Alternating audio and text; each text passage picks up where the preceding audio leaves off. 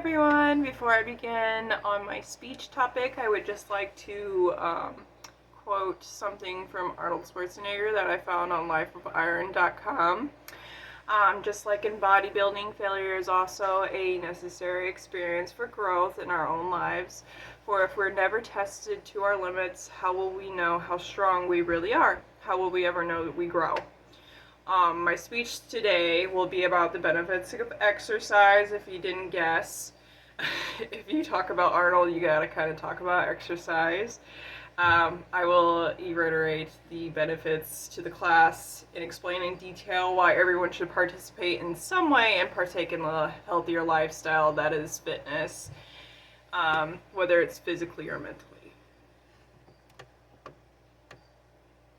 In this topic, I will discuss how working out is known to help you control your weight, reduce your risk for developing heart diseases, improve your mental health and mood, and another thing that is beneficial to getting that healthier lifestyle.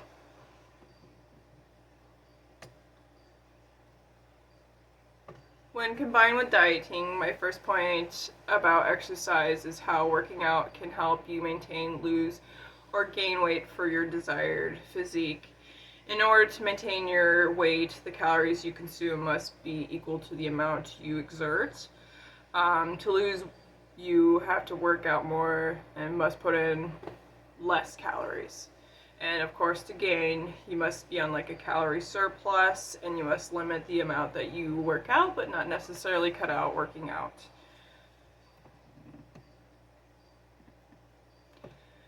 On to my next point. I'll start off by a quote from Dr. Kelly Stewart, Director of Clinical Research, Exercise Physiology at Johns Hopkins Bayview States. One key benefit of exercise is that it helps control or modify many of the risk factors for heart disease, thus leading me to my point. For the speech, regular exercise can improve your heart's health by increasing oxygen in your blood, which minimizes your heart's need to pump said blood into your muscles.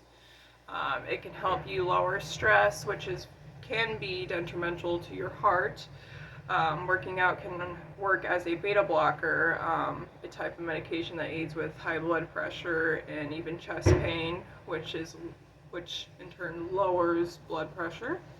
Another thing is working out can do is increase good cholesterol and manage triglycerides, which are lipids, a fancy word for fat, and it resides in your blood.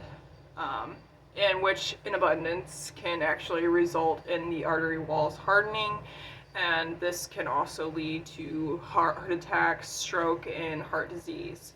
So exercise is very important for good heart health and a way to prevent those problems from occurring. Next, for my third point, I feel it's important to mention that medical research suggests that exercise can be a positive psychological effect on a person's affected by anxiety and depression. When working on your body, working out, your body releases endorphins, which are chemicals in your brain that naturally give you a feeling of wellness, feeling good. It also assists in taking away your attention from grueling matters on the mind, which can weigh us down and not feel so good. According to Mayo Clinic, 30 or more minutes of exercise every 3 to 5 days can improve your anxiety, depression, but even lesser times, such as 10 to 15 minutes, can still improve your mental health. And now on to my final point. While there are many other factors I could mention to bring awareness to the importance of physical exercise, my final point is about a disease that has afflicted many humans and is a chronic disease called type 2 diabetes. Type 2 diabetes is the common type of diabetes. Persons affected by this type of diabetes are unable to use insulin properly, resulting in hyperglycemia, which is another fancy word for high blood pressure. Regular exercise is important to managing and preventing type 2 diabetes and pre-diabetes because it works in such a way that helps your body lower blood sugar levels. It lowers blood sugar levels by increasing insulin, and which increases insulin sensitivity. So when you're so it doesn't increase insulin, it just lowers blood sugar by increasing insulin sensitivity, which allows your muscles to utilize that insulin. So when you contract your muscles, it takes glucose, which then allows for your muscle cells to be able to utilize it and just use it up. My points are just main factors as why it is important to take part in some exercise no matter how much, because it is medically proven to improve your quality of life no matter how little you do. As long as you're doing something, you'll reap the rewards and significantly limit your risk of developing these chronic issues. Now for my conclusion, I finally discussed all my main points of why it is important to work out.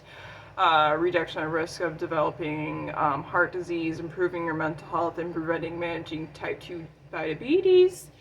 And I feel it's important to relay this quote by Elise Tuchman on dceg.cancer.gov in January 24th of 2022. More than 100,000 deaths were projected to be prevented annually in U.S. adults, increasing their level of moderate to vigorous physical activity by 10 minutes per day. A study had been taken place by trying to calculate the estimates of these said deaths, but was thwarted due to the increase of physical activities. Dr. St. Maurice was noted to help of the peers to have taken notes of adults ranging in ages 40 to 85 for their exercise levels, and significantly a percentage of 6.9% of the deaths per year could be avoided, that being 111,174 deaths annually. The article went on mentioning that these very key factors I mentioned before in my speech as a result for improvement of human health. Thank you.